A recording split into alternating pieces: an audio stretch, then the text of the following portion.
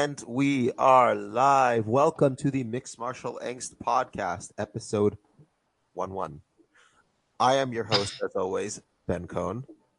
Joining me today is, of course, as usual, my co-host, Alejandro, and our special guest who, once again, only had to go get ice cream this time. No family, no naps. It's Bilal. Say hi, guys. What's up? Hey, hola. I like how I forgot. Like, wait, I'm supposed to say hola. Damn it! Oh shit! Hey, I always say hola. It's bueno. Saludos. That's too complicated. You need to go back to hola. Yeah. Now let's get really ethnic. Say something in Arabic, El Bilal. Say hello in Arabic. He's South African, though. Say it in South like it's just Assalamu alaikum in Arabic. But so and like it's Shalom Aleichem. Like it's the same. Yeah, both Middle Eastern. Yeah, well, but one of us is. I'm just. One day we're gonna have to get into how I learned that from a Brazilian soap opera. How you learned what? Oh yeah, it was a science fiction Brazilian soap opera. I'd like to point out that Alejandro was worried at one point that we would get derailed, and he just started talking about a Brazilian soap opera.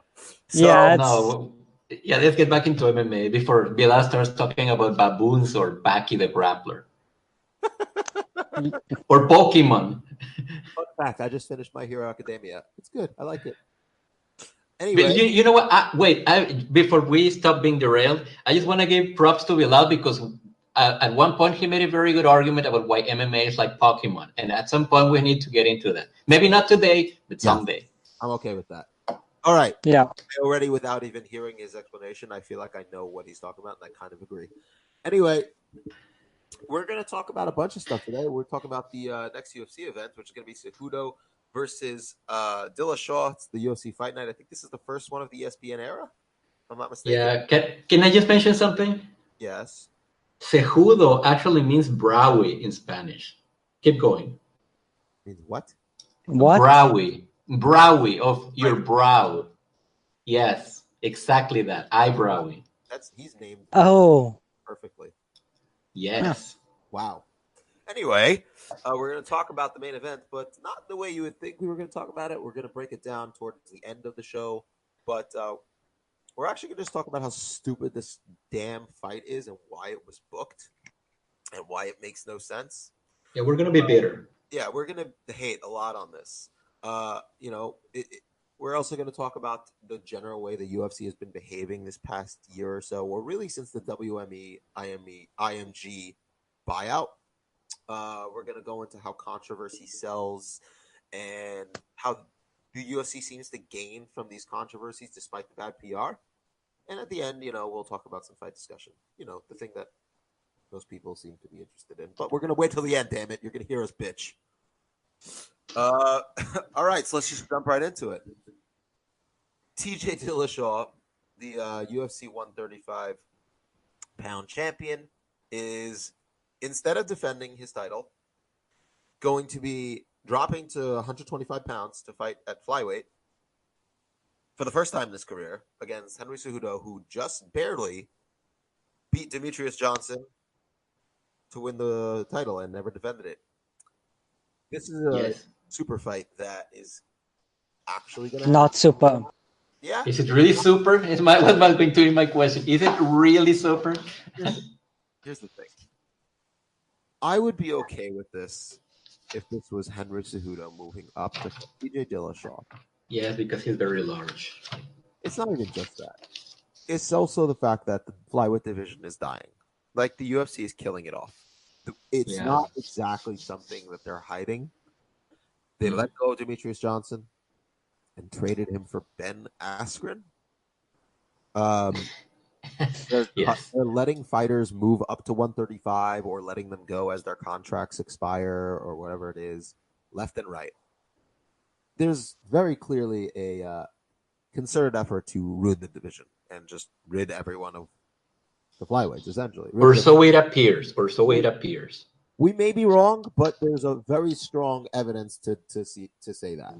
Circumstantial evidence, but yes. So rather than just outright tell Cejudo, listen, man, we're kind of gonna be, dissolving the division. We know you're the champion. We want you to move up to 135. We're gonna give you a title shot. Just move up.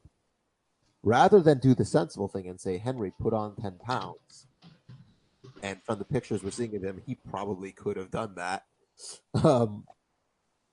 And fight TJ Dillishaw at 135. Instead, we have TJ Dillishaw, not the smallest bantamweight, not the biggest. He's an average sized bantamweight, I would say, but with no extra meat on him. Decided to cut an extra 10 pounds to a weight class he's never fought in, to fight in a division that won't exist, against a fighter who is a better athlete than him, has a better pedigree prior in combat sports before MMA, and seems to be getting better and better with each passing fight at an exponential rate. Yeah, I'm going to fight that guy in his division, in a division that won't exist anymore. Oh, what is the reason for this? Let's go through the.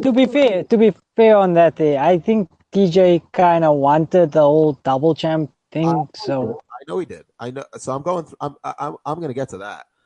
It's okay. purely an ego thing with TJ. We know that. That's all it is. He just wants to be a double champ. But from a logical perspective, here are the possible scenarios. TJ moves down and beats Henry Cejudo. Mm-hmm. That does nothing for him. He's a double champ in a division that won't exist, so he's just going to drop the belt, move back up to 135, and he's done. He's not defending that 125-pound belt. And you lose a contender at 135, because if Cejudo gets beat at 125 by TJ, he's not beating him at 135, right? He's only going to be fighting a less depleted TJ Dillashaw at 135, and he loses his automatic championship claim, right? Which means you lose the chance of Henry Cejudo being your double champ too, right? Next. Yeah. Henry Cejudo wins. Great. Mm-hmm. Now what? He doesn't win the title. The division rematch. Maybe they'll let the division exist for a little longer because of it, but I doubt it, because what's the point? Then Henry Cejudo moves up. And great, you have an instant rematch, but it doesn't really mean anything, because you're going to have the build-up being, oh, it's because I cut weight. Oh, it's because I did the extra 10 pounds. And then it's going to suck, because it's not like these guys sell, so it's not like they're going to generate a ton of interest. So you just have a situation where your champion lost to the other champion at his weight class, and now he's moving up. It backs up bantamweight, because you have a Sunsao versus Moraes happening now. A rematch of their fight where Moraes lost by split decision. So whoever wins that fight, forget it. They're going to win. Now I want to bring that fight into the fold as well. Instead of just having TJ fight one of the two, either Moraes in a new match or a Sunsao in a rubber match, they're now forcing one of those guys to not be able to fight. Because if a Sunsao loses, that's it. He's never getting a title shot. If Moraes loses, you're basically just in a position where you have to give a Sunsao a title shot, something the UFC desperately does not want to do. And Moraes is now in the back of the line, or at least pushed back a little, after coming off of two amazing first round knockout wins. So you're killing off a potential title fight anyway. The booking of this fight is so absurd to me. It makes zero sense. This is TJ going to the UFC and saying, I need to stroke my ego a little bit. Can you help me stroke it? I just need a little help stroking it. Please. Right? Yeah, perfect. Right. I don't like the sound of that phrase. I know you. Yeah, I don't either. Listen, I'm just talking about the fight. What else could I possibly be referring to with that? And his ego. There's no sexual innuendo there. But that's the end of my rant, because this booking was absolutely absurd. There's no sense to it, and I don't understand why the UFC agreed to it, other than to be like, "Ooh, double champ, do it." You know what this? Yes, I agree with that last thing you said. Double champ, do it. It does seem like it is motivated by some agenda that the UFC has. I don't know why. I mean, we can speculate that they just want to get rid of the division. But this whole thing reminds me of this. I was exposed to this story through Catholicism. in the judgment of King Solomon. Do you remember that one? No, I don't. Well, basically, what? Never heard of it. Yeah, well, basically, there's two mothers living in a house, right? I'm joking. Yeah. Yeah, okay, no, it's for Bilal. So, Bilal, there's two mothers living in a house, and Okay. each of them somehow, each of them have a baby, right? One of the babies disappears, so they're left fighting for the baby. Like, who is the mother of this baby? And so their quarrel reaches the ears of the king. And the king decides that he is going to solve the problem. Basically, he says, well, okay, since nobody seems to agree, and I don't know what I'm going to do, mind you, I'm simplifying it. What I'm going to do is that I'm going to split the baby, and each one of you get a half. And clearly the mother, the actual mother says, no, let her keep the baby. And King Solomon says, well, clearly she's the mom. But that is not quite what's happening here. In this case, King Solomon is looking at the baby, splits the baby. He has no questions at all. He just throws away the baby and then walks away. And that's kind of what's happening here. Because it doesn't seem like anybody's really winning anything. TJ beats Cejudo, and then what? Well, nothing happens. Cejudo beats TJ, then what? Well, he has to move up because he's not a champion anymore. Well, fair enough. Then what is he going to do? He's going to get an immediate title shot? Well, one would expect, but we don't even know how they're going to come out of this fight. You know, we were talking in the previous episode about how these 5-round fights take a lot out of people. And, you know, it's like this seems like a really shoddy endeavor that these people jumped into, mostly because they don't want to come out and say that they're closing a division, because maybe they're not, but everything points out to them closing it. So, I mean, my thoughts on this is that are that these people haven't gotten better at communicating what they want, even though they're now owned by like a firm whose only job is to represent people and communicate what they want. You know, with WME IMG. Well, they are a talent agency and stuff, but at the same time, this idea that the manager is supposed to represent and all that crap. I mean, their job is to really make the talent's agency money. Making their clients money is a side thing for them, because they only make money when their talent makes money. It's really but it involves communication. That's my point. It involves communication, and in this case, they're not being very communicative. Like, it's not much of a step up from the old Sufa days when they were like solely owned by the Fertitta brothers, right? Like, you don't fucking know what these people are doing. You just don't know. And that's kind of the argument. We've never really had a good idea, but now it just seems worse. So, yeah. I mean, are they closing a division or are they not closing a division? Like, what are we doing with these champions here? Who knows? It's like these kids that have toys and they just smash them together. You know, that's kind of how it feels. And the weird thing is that they're still booking flyweight fights, and like Joseph Benavidez got a new 4-fight deal for flyweight. So like, are they just what is the plan here? Well, they can release them at any time, and anybody who doesn't want to move up will get released. Yeah, well, they haven't come public with it yet, so they have to at least have a nominal, nominally they have to show that the flyweight still exists. Well, yeah, I mean, speculate. First of all, Bilal is being followed by a man in a motorcycle. Second, yes, you cannot help but speculate, right? You just cannot. I kind of wonder, like, what are they going to do with people like Joseph Benavidez and Henry Cejudo and all these people? Well, like, what if Cejudo wins and they still dissolve flyweight? You know, like, what then? Like, everybody just moves up and Cejudo goes and fights Dillishaw again? Like, that's it. It feels like a strange exercise in just futility. Like, why not just say, like you just mentioned, like, you know what, we're going to close the division. Therefore, we want you to put up weight and go fight this man and actually make the fight count for you. But this is getting justified by this sort of generic conversations around legacy, which maybe sounds generic to us, right? But that was the argument that Dillishaw was making, that he didn't care about the belt, that he cared about the legacy, pretty much. But it somehow makes it all not very compelling on looking from the outside, right? Or am I the only one feeling like this? I mean, you're not. Not at all. Even though the as we are going to see later on, like, the matchup is interesting. Like, in itself, it is interesting. Right. Yeah. There's no doubt that this fight is fascinating to have made, and we would love to see the fight just in the right context. Yeah. Bilal, any thoughts?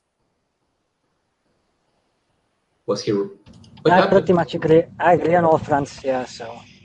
All right. I think Alejandro explained that perfectly. Yep. Finally. Yes. It took you a while. So I guess we'll move on to the way the UFC has been behaving. Alejandro, this is something that you were kind of discussing. Tell us what you mean with the UFC's behavior and how you think it affects things and why they've been behaving this way. Well, I don't know. Of course, I don't know why they have been behaving this way, but it does appear that there is a pattern to the way that they're conducting themselves, right? Because they seem to have come out of the whole McGregor saga with this like anxiety about having like complete control about how things are sort of going, and it's not like they didn't have it before. It's mostly that the whole thing with McGregor, like their biggest star, just making himself scarce and holding a division hostage, and then these people having to sort of come up with this sort of meaningless sort of belts that then they took away. And like it seemed to have left them in a place where they want to micromanage everything. And a sort of natural extension of that ended up being this sort of almost religious devotion to their schedule, right? To having this schedule met and having the terms of said schedule. What? Okay. I don't think it's entirely that there. I was just going to say there that it seems also to be like a cheap marketing gimmick because, I mean, champ versus champ always sounds but nice. Yes, I will get into that. First of all, where was I? Yes, the schedule. They do seem to have, again, this sort of religious like obsession with having it met. And in order to do that, they are willing to embed belts, unmake them at a moment's notice, find all kinds of excuses for giving them and taking them away, and sort of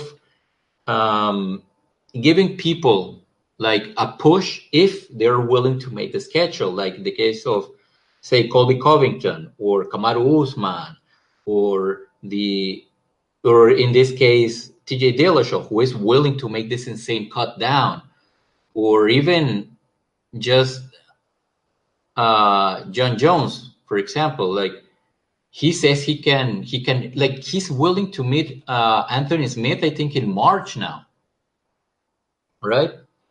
And also this thing can keep ticking, and while they are doing this, they things do seem to be unraveling. Because I'm going to put an example, like Colby Covington.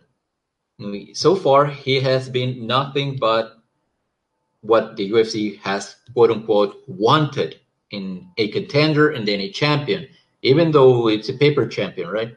But that they put there, like he is being friendly with the media.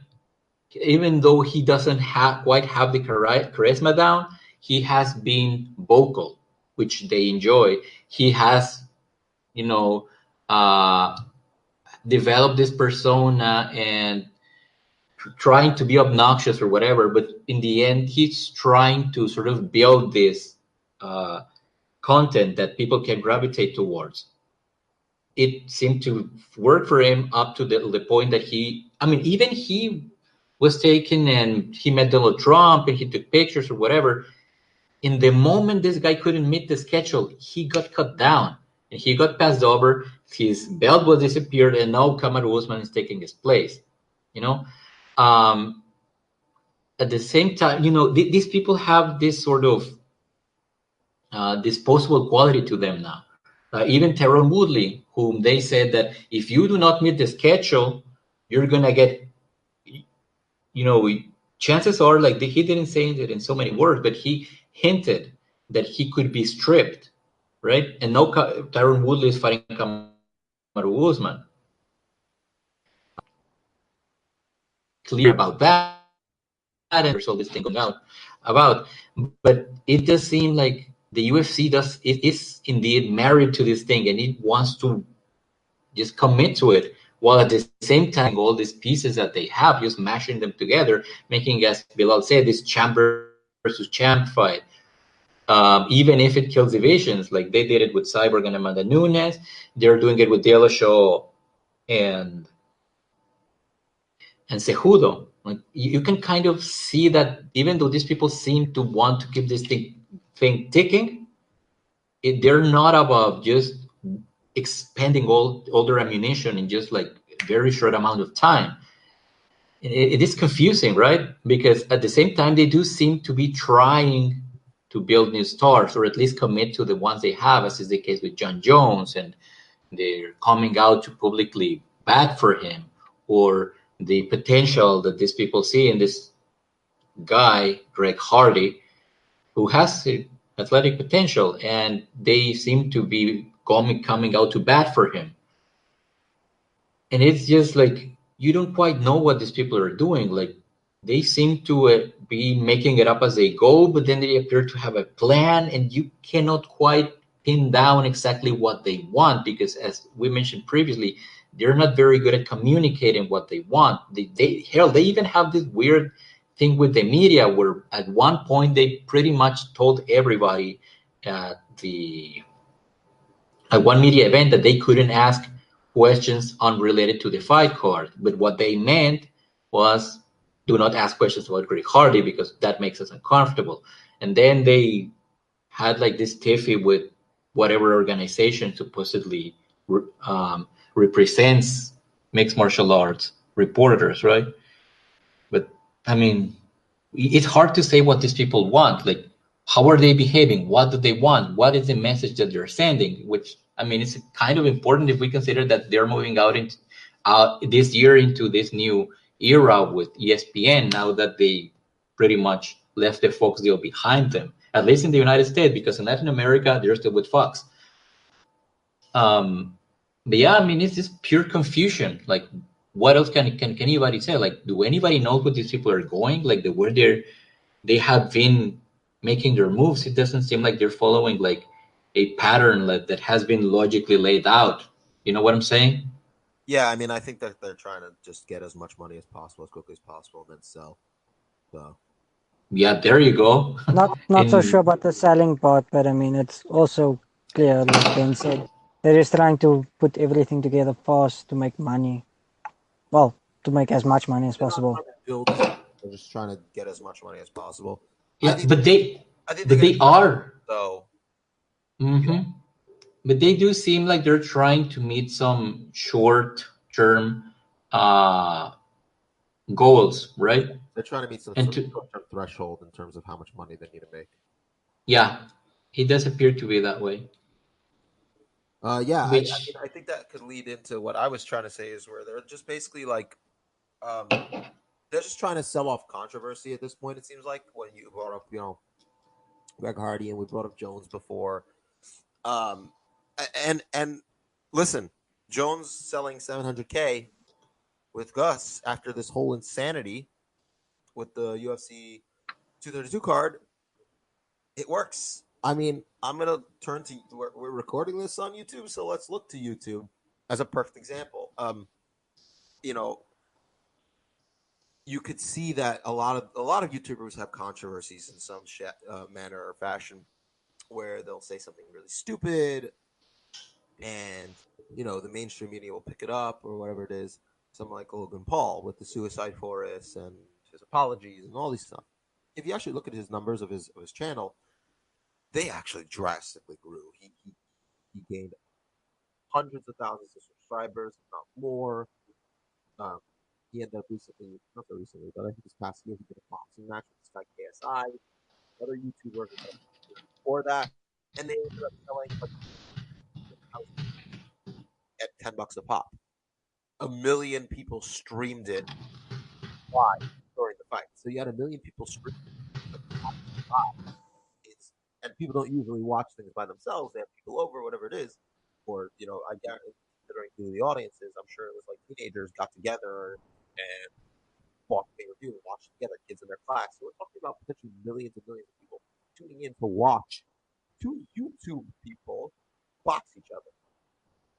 Or what they call boxing, but yes. They actually weren't bad. And they were bad.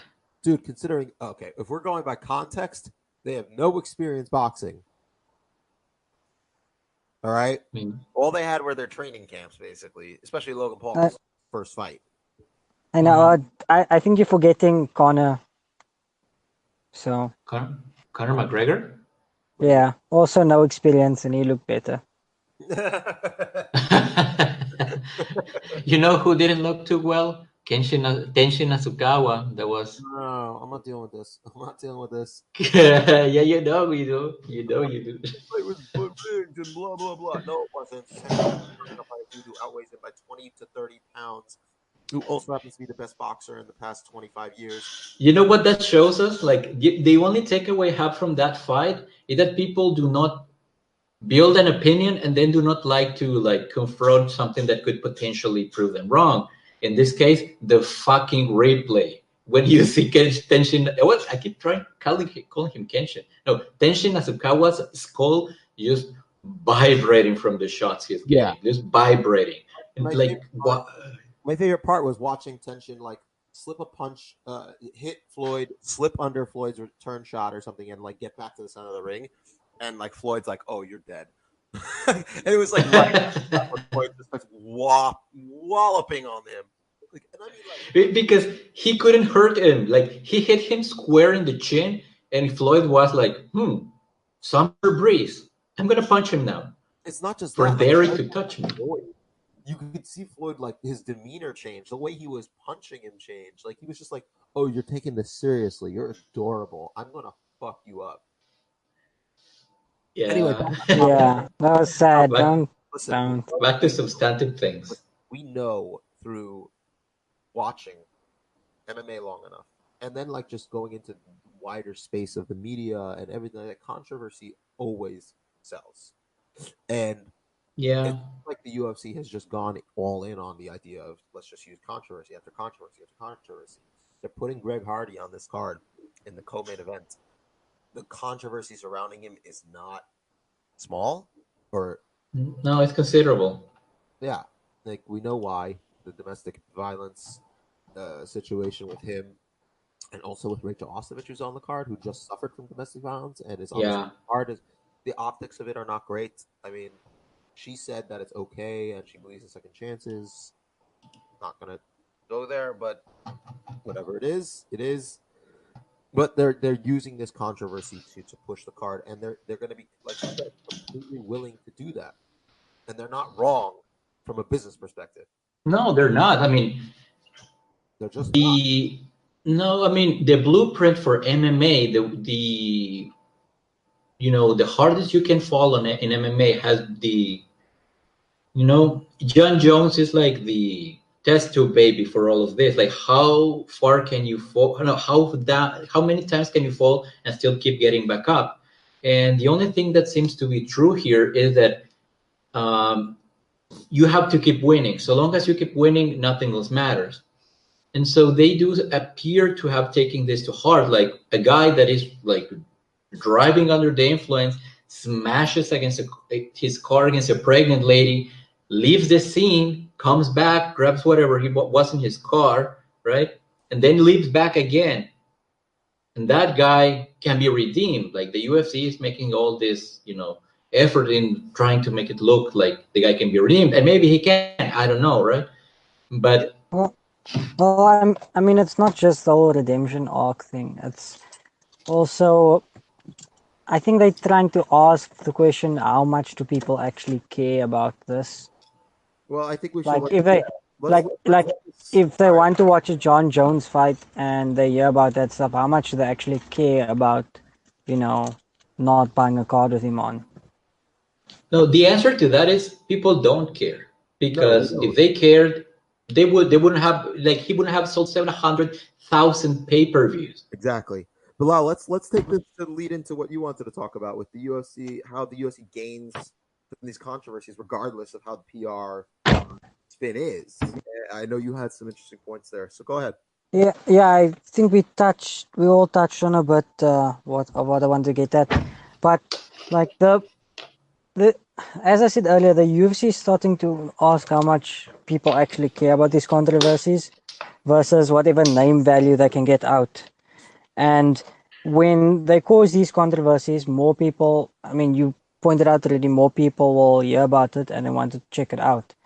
But it's not like some small time MMA fighter or anyone that want to build up where they don't really have a following. So if they kick them out, it looks good on their part.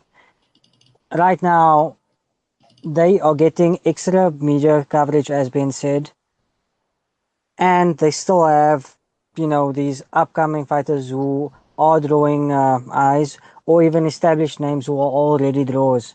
So now you add that to those fighters actually then fighting more to help their brand, and they almost no risk at that point, because how much do people care about these controversies? I mean, I think that's kind of the thing. They're just weighing the risk versus reward situation.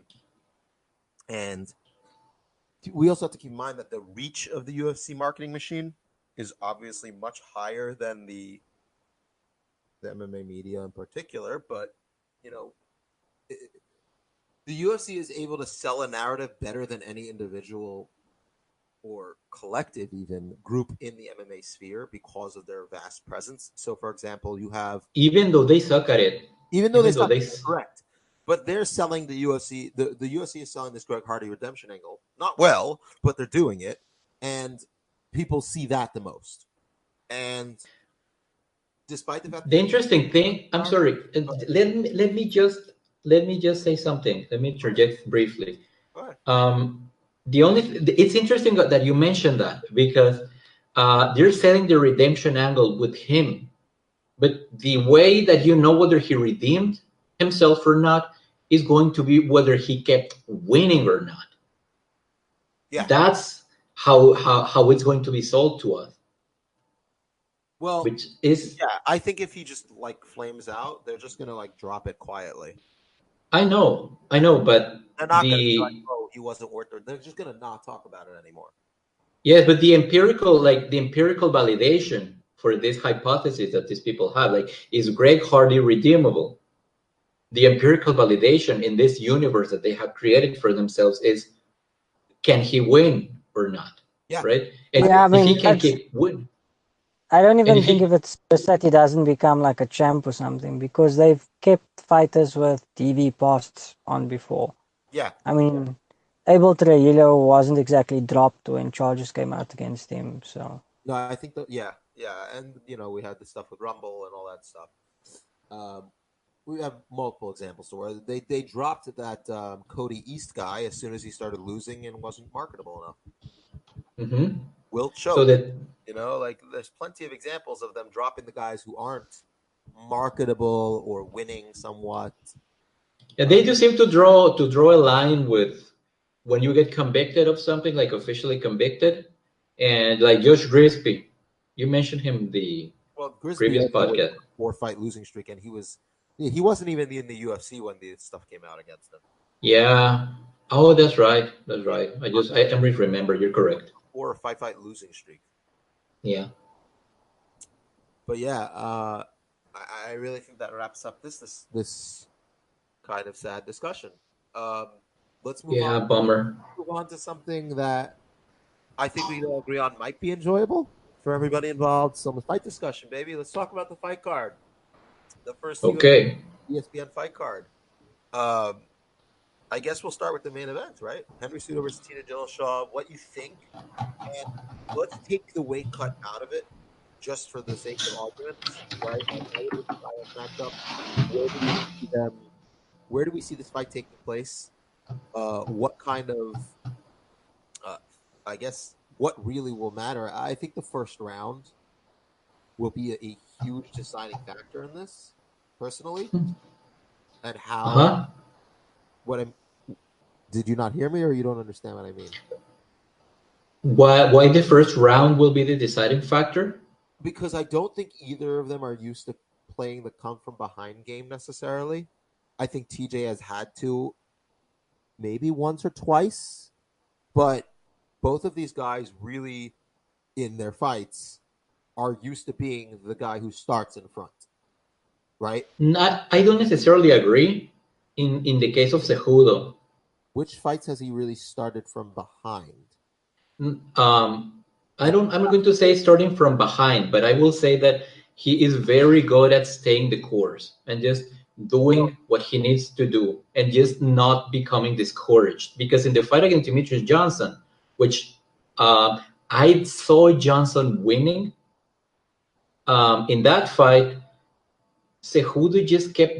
He did not get discouraged, even though he kept getting reversed, even though a lot of the things that he was doing were not exactly working as he intended, oh, I think right? you misunderstood me. I'm not saying that either of these guys are front runners. No, no, I know what you're saying. Like you're saying that not you haven't seen Cejudo, for example, come back from behind, but I think that within this, uh, measure of somebody that stays the course and does not become discouraged, you can sort of extrapolate and say that there is a chance that a very high chance that this person can indeed commit himself to the point that he will indeed come back from behind. But that's not what For I'm saying. What I'm saying is the fights that they usually do their best in are the fights where they get out in front really quickly and establish their game first. That's what I'm saying. The fights that they struggle in, I'm not even saying they lose them necessarily, but the fights that they struggle in are the fights where their games are not necessarily like TJ versus Dominic Cruz, for example. Um, is a perfect example of that, where he wasn't able to establish his game, but he was able to come back and like figure out the style by round 4. But it was yeah, already. I see what you're saying. Yeah. I'm saying that I think the first round will be a very important round. If TJ is able to impose his game on Cejudo in the first round, I think that the likelihood of him winning exponentially improves, despite the fact that there's 4 more rounds. And the same goes for Cejudo, I think, because both of these guys are guys who kind of build and build and build on their games and build and build and build in the fight, where they work very well and at their best when they're able to build that momentum. You see what I'm saying? A lot of Yes. fighters don't necessarily need Yeah. to build momentum in order to win a fight. Derek Lewis, for example.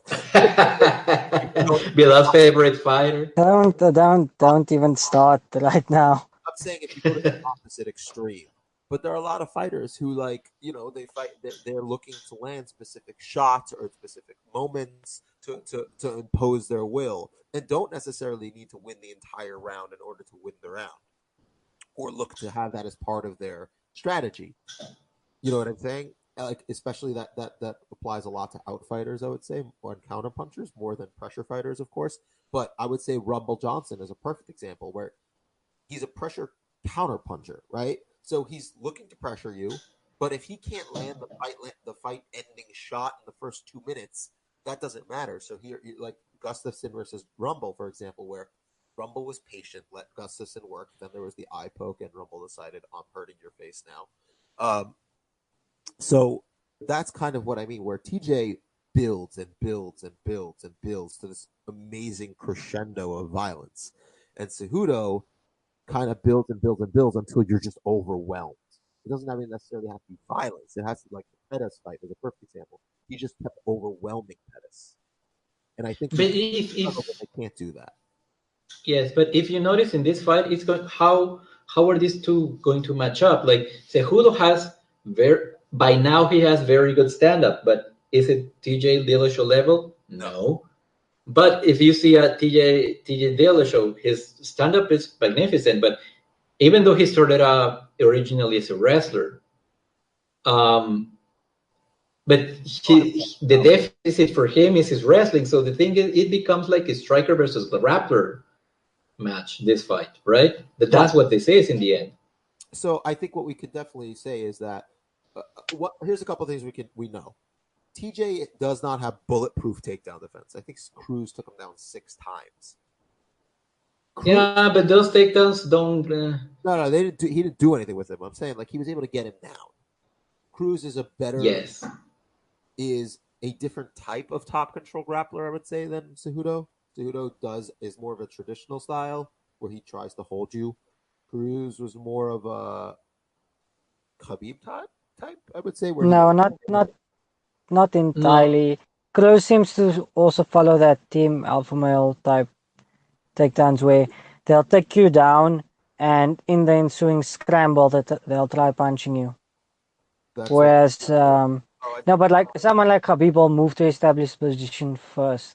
And then once he's in a stable position, then he'll try landing shots.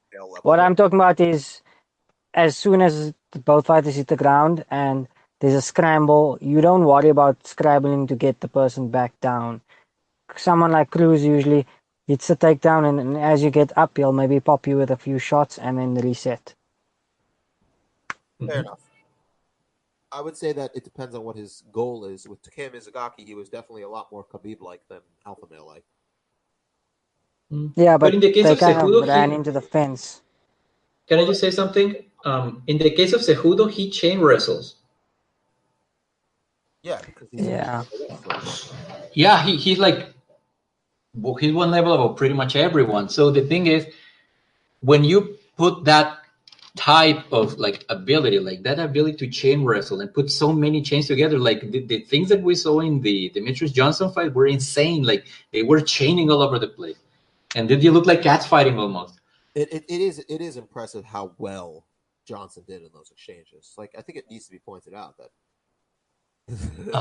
And we should, yes, of course, but it should be brought up because I think Cejudo might have waited close to what TJ Dillashaw waited when he fought Cody Garbrandt. I do remember that Demetrius Johnson outweighed Cody Garbrandt on fight night from a division below. So the size difference is probably going to be on Cejudo's size, first of all. And second, what do you mean? When you, I think Cejudo is going to...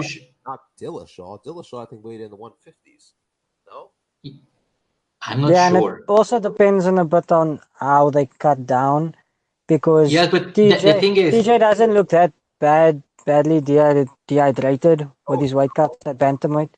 No, I'm just meaning comparison, but like he's extremely shredded at bantamweight still. I mean, he definitely lost the muscle. Like to me, like you could tell in his chest, in his shoulders, he decided to do this in a way where he didn't try to just make an extra 10-pound water cut.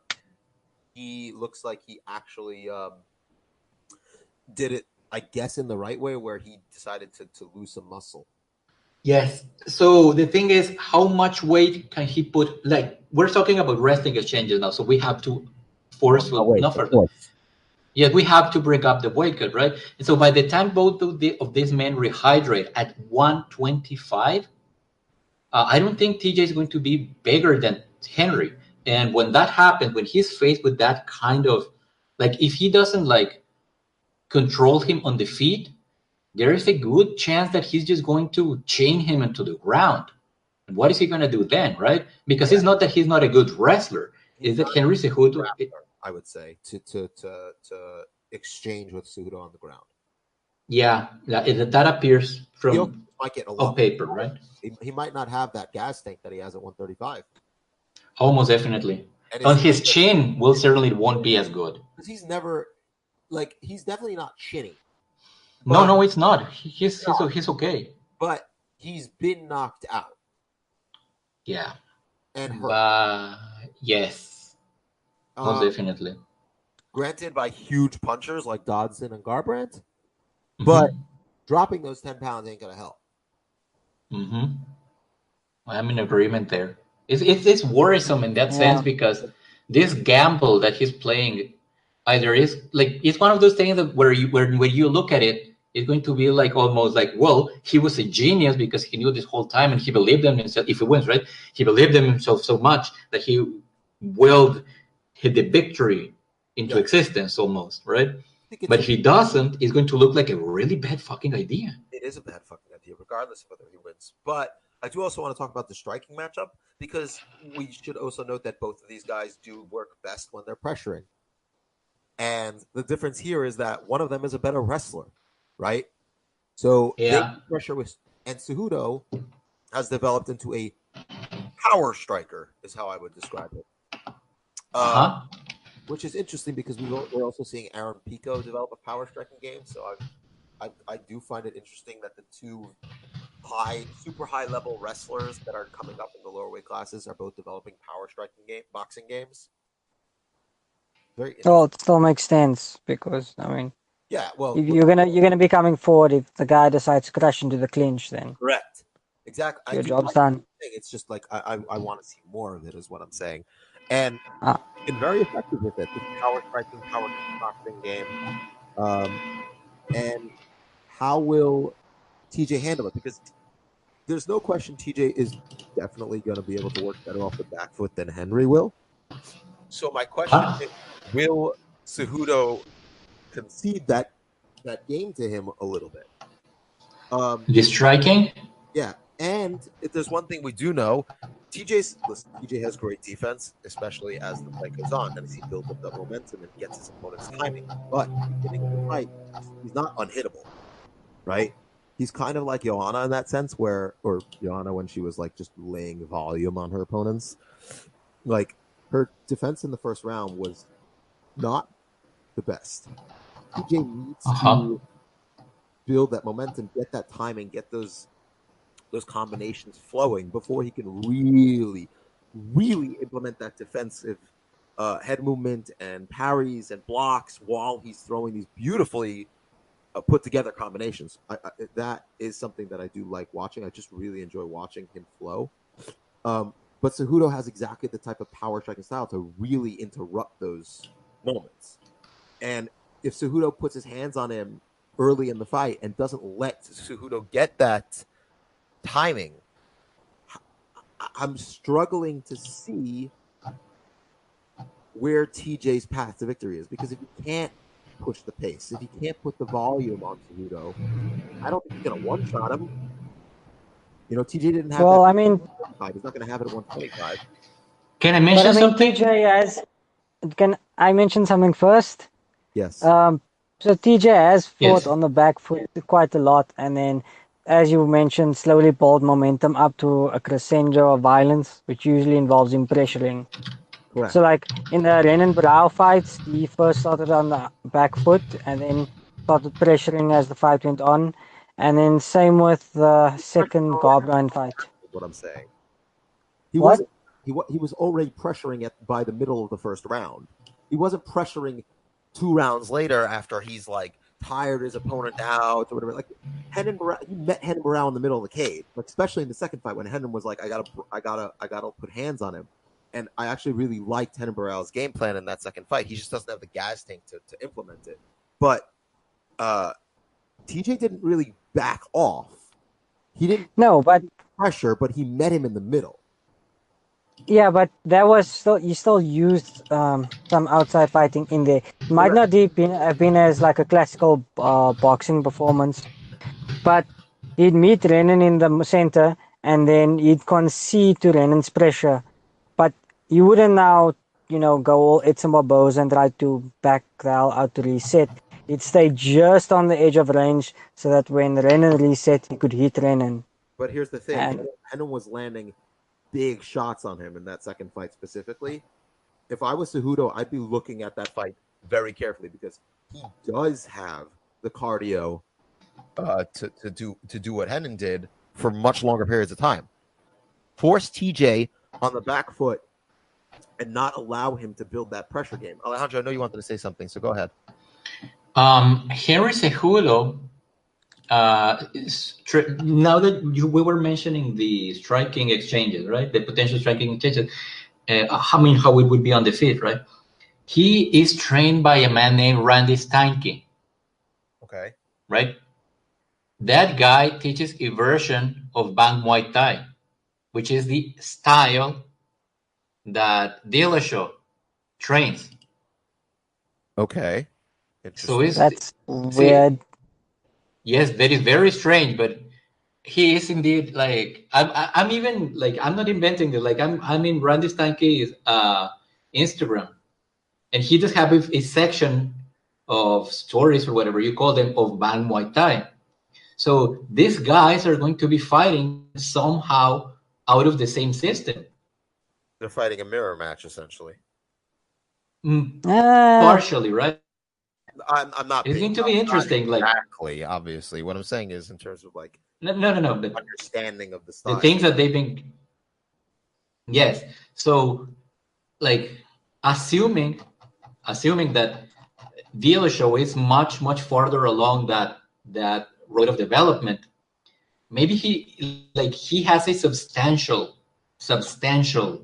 advantage, right? Does. Beyond what we have seen. Yes, assuming that they're.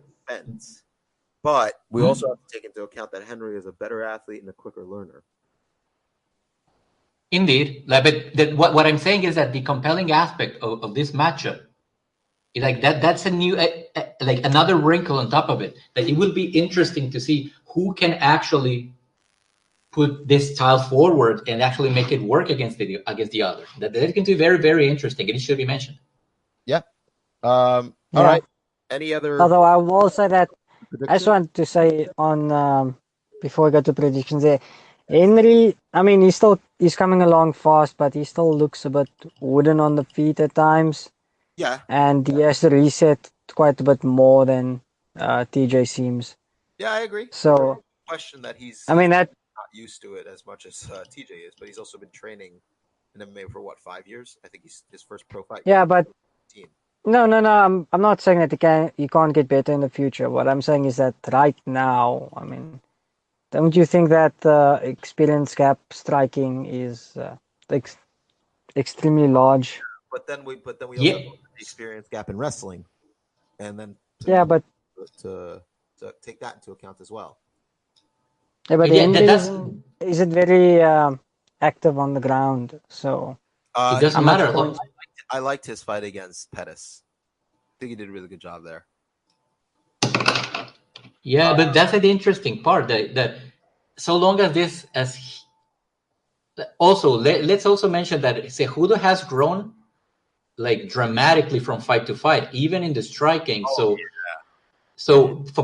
the time he reaches Dillishaw, like it all depends on whatever he has been taught at Fight Ready, right? Because that's where Steinke is the striking coach and it'll be interesting to see whether he has been able to teach him the things that he needs to win this fight, right? I mean, I'm sure they have some kind of plan, but it will be very compelling to watch. Like, can Cejudo close the distance? Can Cejudo get to do good work here? I'm actually getting excited. Like, I was kind of not too interested at first in this fight because of the obvious issues that we mentioned at the beginning of the podcast. Great matchup. It's a question of whether how much the weight cut will affect it. That's kind of the problem. Yeah. So let's Yes, Bilal? I think I'm gonna pick Henry Cejudo to win here. I really do think that weight cut will affect him a lot. I don't know if I'm gonna go as far as to say he'll finish TJ. Oh wow! I don't know. Like I could. I am gonna go as far as to say that Henry Cejudo, I think, will TKO him in the third. Oh damn! Yeah, bold. I think I maybe give Dillishaw more credit than that, and I may be wrong, right? I'm not taking anything away from TJ's style. No, I know. It's 5. beats Cejudo. But I just think this weight cut's going to murder him. No, I know. I'm just speaking the general sense, right? In this circumstance, but I do think that I'm going to say this.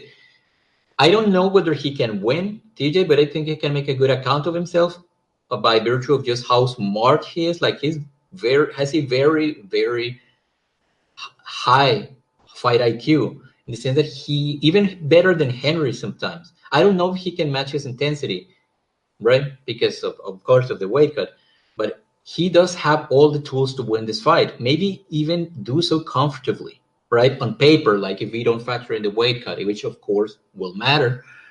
But I could see if everything goes well for him, if he does everything he knows how to do right, I do think he could win like perhaps a tight 5-round decision if he can last that long, right? So, but I still have to pick Cejudo. Ultimately, because of the reasons you gave, and also because he has grown on me lately. So, yeah. Cejudo it is. Bilal? Okay, I'm just going to say that I am definitely picking TJ to win. Just because... Yeah, I mean, I just don't think the level of comfort on the feet will, is small enough that Henry will be able to catch up on the scorecards. Fair enough. Okay. Especially since TJ operates at a very high volume. But yes, I just have okay, can I just ask you one question? Yeah. Why do you not feel that the difference in wrestling pedigree will matter to so much that it will be very difficult for TJ to keep up? Well, TJ is really okay. He's really good at scrambling, but I think Henry should be able to shut that down. But my main gripe is that Henry isn't that active on the feet, and he's not that explosive at covering distance for his takedowns. At least he didn't seem that much at flyweight yet. So I don't think he'll be able to offset TJ's much higher volume with, ground control. Okay. But it'll be cool if he shows up like Khabib or Kevin Lee, but I don't see it at this point. Mm-hmm. Okay. We'll see. We'll see. All right. Yes. Let's move on to the next fight. We're going to skip Greg Hardy. Let's move on to Gregor Gillespie versus Yancy Medeiros. Yes. Yeah, I think this is kind of a showcase fight for Gillespie a little, but also with the potentially dangerous portion on the feet. Well, I think they've mostly given him fights where there's potentially dangerous opponent on the feet. Jordan Rinaldi, Vince Pichel, Jason Gonzalez, and Andrew Holbrook. Sure you want to ride with that? No, one of his opponents I know looked like a welterweight. Vince Pichel, because he was a welterweight. No, not him. It was another one. Can't get to his name right now. But in any case, like, his defense is coming along still, and just the size difference, you'd imagine taking more damage than if he was relative to the other person. A lightweight? Yeah. Why is Medeiros dropping back down? But you thought Gregor Gillespie was a welterweight? No, I thought that maybe he moved up for some goddamn reason. Lol, no. No. Like they Why? say. It's a small lightweight. That's why I was like, why would he move up to fight Yancy? Didn't Medeiros say he wanted to make featherweight? Who? Medeiros? No, he never fought a featherweight. No, he wanted to make featherweight. Let me see. Oh. So, yeah. This dude used to fight at light heavyweight. Damn, yeah. Yeah, I think Gregor's going to just ragdoll him on the ground. I hope so. I always love seeing those ground maulings. I don't know if he'll finish him, just because Yancy's like, he's not even tough. He's just ridiculous. Yeah. What? Beyond Medeiros? There's no like, tough doesn't really describe him. It's just like he can take amounts of punishment. Yes, he is, but like, I mean, that fight with Brazilian Cowboy, wow. Yeah. And he took, but he got finished real quick by Cerrone. I think that was So standing TKO or whatever it was. Yes. But my point is that hasn't he taken enough punishment by now that it is workable that he No, I don't can think that's it. I think out? because he was in the same type of situation versus Cowboy Oliveira. I think it was just different referees. Like with a different ref, that fight against Cowboy stopped. Oliveira, I mean. And with a different referee, he's allowed to continue versus Cerrone potentially. Yeah, I don't know. Like, I do think that taking that many beatings, sustained beating. Yeah, no. There's no question. And plus, I mean, he's 155 now, not at 170. So. I'm picking maybe Gillespie other guy, Rinaldi. No, I'm sorry. Like, yeah, Gillespie wins. Yeah, Gillespie is like a more exciting Frankie Edgar in a way. I would say Gillespie might actually get the late TKO just from volume, where Yancey's just not able to stop it. But then again, we could always see like John Fitch versus Eric Silva, where it's like not a finish, and they just let him punch him in the face repeatedly over and over and over again. Yeah, I like Yancey. I want him to win. I do, but not at lightweight. I want him to go back to welterweight. Joseph Benavidez versus Dustin Ortiz. I'm actually really interested in this one. But seeing how Benavidez just came out and just freaking like murdered, and I mean like it was twice. Yeah, it was in one night. That Alex Perez one night. But yeah, I think I like Dustin Ortiz. I actually think he's really come along as a fighter, and he deserves praise. He's on a 3-fight win streak, but man, he's not beating Joby, right? I don't know. I wouldn't think so on paper. He lost the first time, and I don't think he's gotten good enough since then to win it this time. And I don't think but off enough. But Benavidez has also gotten older, and sometimes it just sneaks up on you, right? I don't think he's dropped off enough. Well, we'll see. Idea, like on paper, you pick Benavidez. Yeah. You just do, because Ortiz is really good wrestler, really good at scrambling. He puts a very he puts a relentless pace. He has a very good cardio, but Benavidez kind of knows how to deal with all of that. Well, anyway, that's not where Joseph has kind of like weirdly fallen off a little. It was more like on the feet, I would say. Yeah. And maybe his offensive wrestling capabilities. Yes. Either of which would affect this matchup in particular. What I am saying, what I am saying. Scrambly grappler. Okay. More experienced scrambly grappler who also is a better striker than him. Yeah. I mean, but what my point is that if Benavidez has somehow like fallen down a notch, like if his level is not what we think it is, like that kind of a fight against somebody like Ortiz, like it will be very dramatic. Like if he cannot quite deal with it the way that he normally would, right. Like this is the kind of fight that makes people look old, is my point. And Benavidez, who has had a career of like dealing with injuries, and like this last layoff that he had was very, very difficult for him. Right. So that took a lot out of what he can do, I think. If he somehow is not quite the same, even just a little bit, that could affect him a lot, and that could cost him the fight. Maybe, but I think that the gap between the two was always too much, so that I don't think this particular decrease. I don't think the slight decrease in athletic ability for Benavidez will be enough for Ortiz to catch up. Also, he's had 2 fights since the injury. He had that weird split decision loss to Pettis, which I feel like, if I remember correctly, most felt he won. I'm not sure if he won it, but that fight was him coming from this massive layoff and did surgery. And Perez. So, yes, a rehab. Like the guy wasn't even able to walk. He couldn't get up the stairs. Right, but then but then he had that fight with Perez, which looked more like prime Joseph.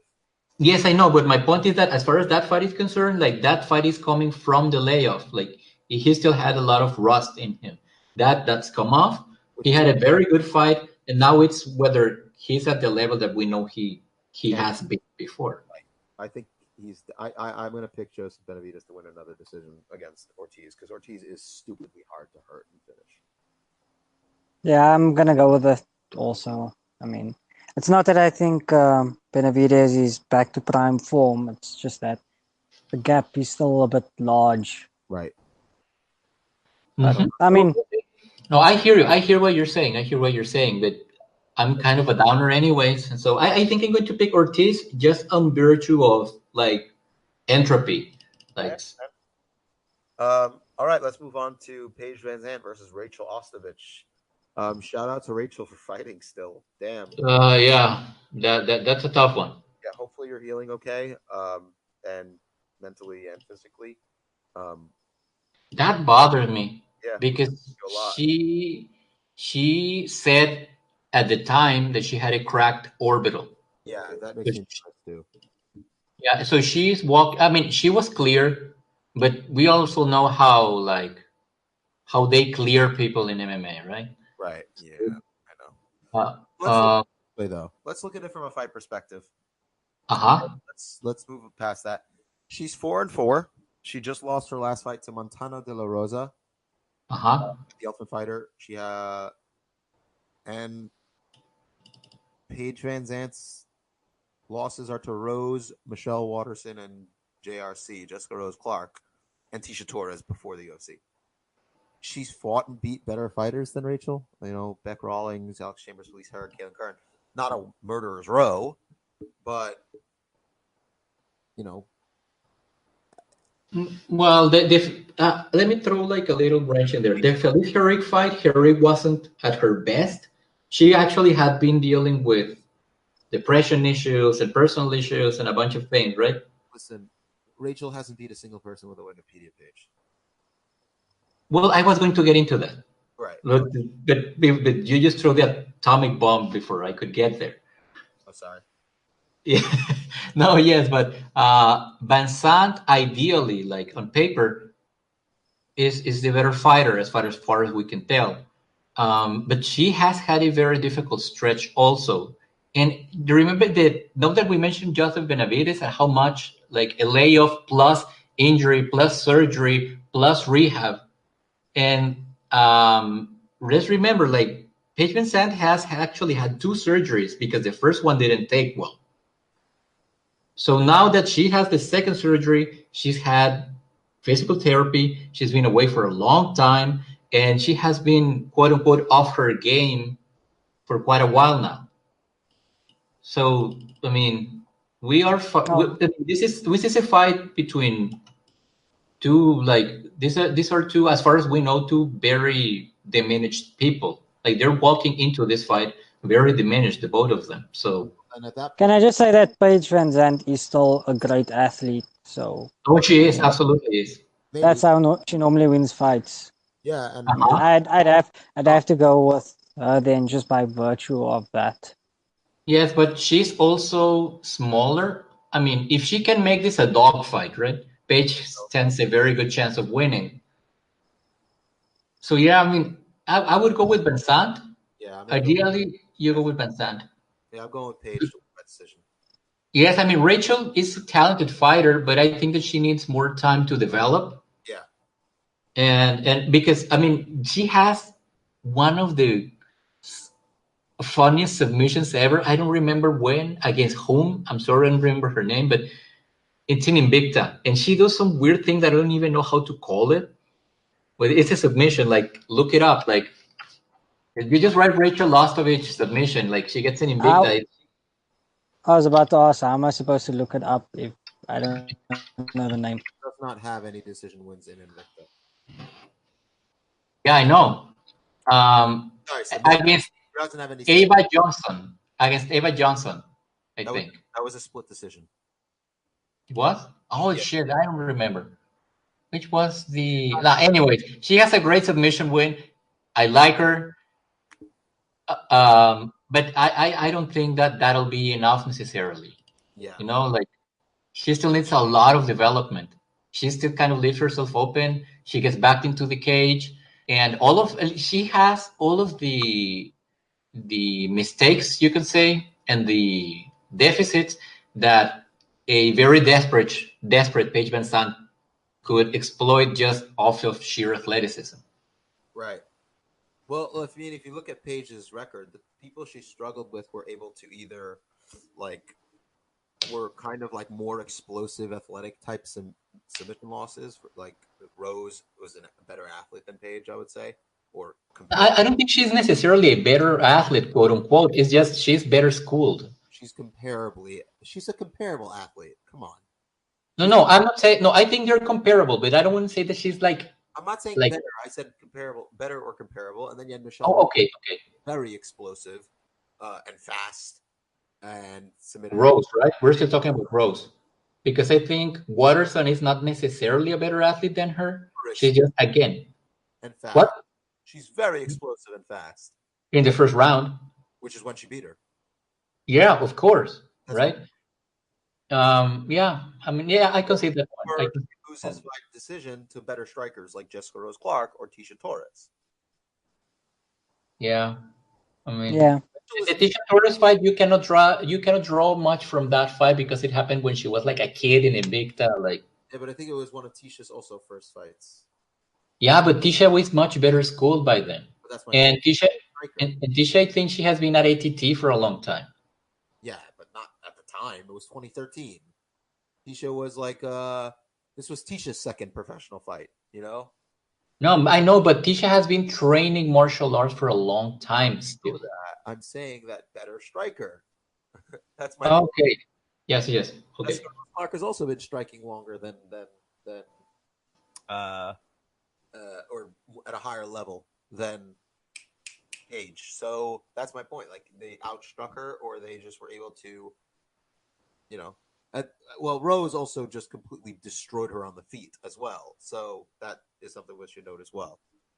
And then see, the thing with Paige is that if her athleticism is not a factor, correct, and she's fighting somebody that is better schooled than her, it's like Jessica Rose Clark is not necessarily a better athlete than Paige. That's my point. She's a better striker. Yeah, she's better schooled. Yes. Yeah, she's not. I won't say unravel, but she sort of seems to. What? I'm also spending way too much time on this fight. Yeah. This is not worthy of the amount of time we spent on it. No, because it's also really no. I mean, it's fine, right? It's fine. It's fine. Whatever. We should have spent more time on Joseph Benavidez and Dustin Ortiz than this, I would say. Yeah, I blame you, Alejandro. Yeah, it's not as foggy as this fight. Page by UD, so yeah. Yeah, I'm taking her by finish, actually. Okay. I'm okay with the decision.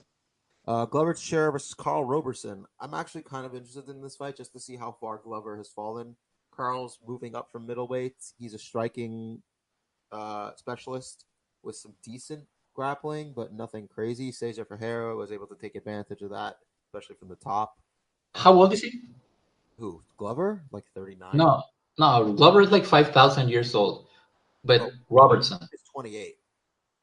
Hmm. Really good athlete, better striker, much faster than Glover. I think this will just really show how far Glover's fallen because Glover, even removed from his prime. I'm looking at Glover like from the Cannonier fight, right? So if Glover can just do what he did then, he can just take down Roberson and just destroy him from on top. Yeah, but Robertson isn't exactly, Robbie Lawler yet. Right. Yet. And Glover has only really struggled taking down the actual lead of the division. So you're just going by athleticism, then how much harder? No, I'm just saying, how much harder would it be for Glover to take down Robertson versus, let's say, OSP? OSP fight was 3.5 years ago. Yeah, but I mean, like, would you consider him harder than OSP? Because if it's easier than OSP, then Glover would have to have declined a lot. I'm saying it's relative because Glover is far slower, has been knocked out twice since then. He's older. He's shop worn. Like, he just lost to Corey Anderson, for fuck's sake. The Glover that fought OSP doesn't lose to Corey Anderson. Yeah, but Corey's still a good wrestler. Roberson isn't. But he could. And I mean, but my point is that Roberson is an incredibly fast, accurate, and powerful striker. Yeah, but okay. So he got knocked out by Rumble and Gus, right? But Gus came at a point in the fight when he was already gassed and beaten up, and it wasn't a straight KO, right? And then, I mean, you can't exactly say that, expect Roberson to punch harder than Rumble did in their fight. So, like, can you really bank on Roberson hurting Glover versus Glover just taking him down? And I would say he punches harder than Misha Serkinov, who rattled Glover. Fair enough, but like that's my point. He's a better striker. No, but guys who have been Corey Anderson outstruck Glover, was landing punches on Glover, and Glover couldn't take him down. So I'm saying that this is just a fight to show how far where Glover's at. This is not a test of skill for me. That's fair enough. I mean, we don't know how far he's fallen. I just don't trust Roberson's takedown defense and ability to, not I'm picking Glover. concede the range. Submitted by Cesar Ferreira in May. I don't think he's progressed enough to beat that. So I'm picking Glover to win it by the submission, I would say. Probably an I was leaning there also. I would say by arm triangle. Yeah. I'm picking Robertson. KO round 1. Okay. Let's see what happens. The last fight we should discuss: Donald Cerrone versus Alexander Hernandez. The old, somehow still kicking Cerrone. Off that Mike Perry victory. Fighting the surging Alexander Hernandez, and I think this is at lightweight. Who is Alex Hernandez? He knocked out Guy in 42 seconds. Wait, who? Alexander knocked out Beneil Dariush in 42 seconds with a punch. Remember that dude Beneil Dariush fought who faked the glove tap to land a punch, and then like 30 seconds or so, 40 seconds later, then you knocked him out. Cold. Yeah. And then he just beat OAM, the Canadian gangster with the porn stash. Yep. So quite exciting. Yep. Oh yeah. Multiple times, right? Yeah. His last name is Hernandez, so I'm picking game. Yeah. Yeah, I'm gonna pick him because Cerrone's dropping down to lightweight, and his durability is gonna be even worse there. I think that Hernandez is a smart fighter, and he seems to be paying attention to what he should do to his opponents. Like blitzing. It's not Mike Perry.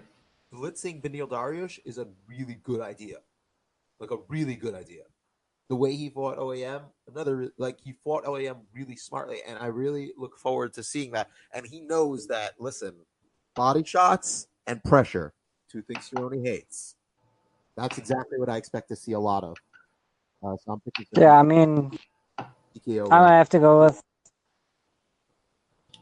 Yeah, I also have to go with Hernandez because, what has Donald Cerrone historically disliked? It's been straight punching, southpaws, and pressure. And he can do all those 3 while still being, extremely athletic. Yep. So, I think first round finish, actually. Yeah, I think he should win by that. Alejandro? Yeah, I'm with Hernandez. This is the moment that I should say, yes, I agree with both your points. They make sense. But what I'm going to say is the truth and say that I don't remember Alex Hernandez, but I'm rooting for him because he's Latino. And I think he's going to win because Cerrone is old and is cutting down to lightweight again. You should definitely, after you get off this call with us, go watch Hernandez. Just go. I missed that fight. That's the thing. I think I didn't watch the fight, so I don't remember him. I'm saying go. And Hernandez kind of reminds me of like a higher volume Tyron Woodley in a way, because he throws with a lot of power. Right, without the wrestling, I would say. Well, okay. Hernandez is still a great wrestler, but right. But I'm saying, wait. His name is Alex Hernandez, right? Yeah. Okay, I'm gonna look him up. What? I thought you had like an actual question. No. Like his name, I forgot his name. Even when we were talking about him, I forgot his name. His name is Alex Hernandez. Are you sure his name is Alejandro? So that I can root for him even harder. I'm pretty sure. Okay. That you had to watch the OAM fight though. Yep. I mean, all of us were kind of rooting for OAM, and then Alex won. Yep. Mostly because we were still salty about Dariush getting knocked out. Yep. Holy shit, he's super bricked. Yeah. Yep. He's huge. All right. And with that, super brickage. That's it. That's the end of the episode. Thank you so much for joining us. It's been fun. Like, subscribe, all that good stuff. Guys, anything you'd like to say before we go? Yeah, just one question for Bilal. Oh yeah, follow us on Twitter. Yes, follow us on Twitter. What happened with the man in the bike? The man in the bike, though. What happened with him? What happened with what? With the man in the bike. There was a man in the bike. Some guy in a motorcycle was like, for a while, like it sounded really close. So Okay, so I have my earphones in, so I'm not sure how loudly I was able to hear that versus what you heard in the mic. The man on the bike. Yeah, I have no idea what you're talking about. There was a guy in a motorcycle who passed by earlier. Huh. Like that. I'm just worried because Bilal is always on the road. Somehow, every time we're like recording, he's on the road somewhere. So I'm worried that he's. It's 5 p.m. Well, it's 5 p.m. in South Africa. I know, but it's like I worry. Like, can you crash or something? You don't seem to be paying a lot of attention. All right. No, I pay attention. Anyway, thank you for joining us. Wait, are we still live? Shit. We are still live, baby.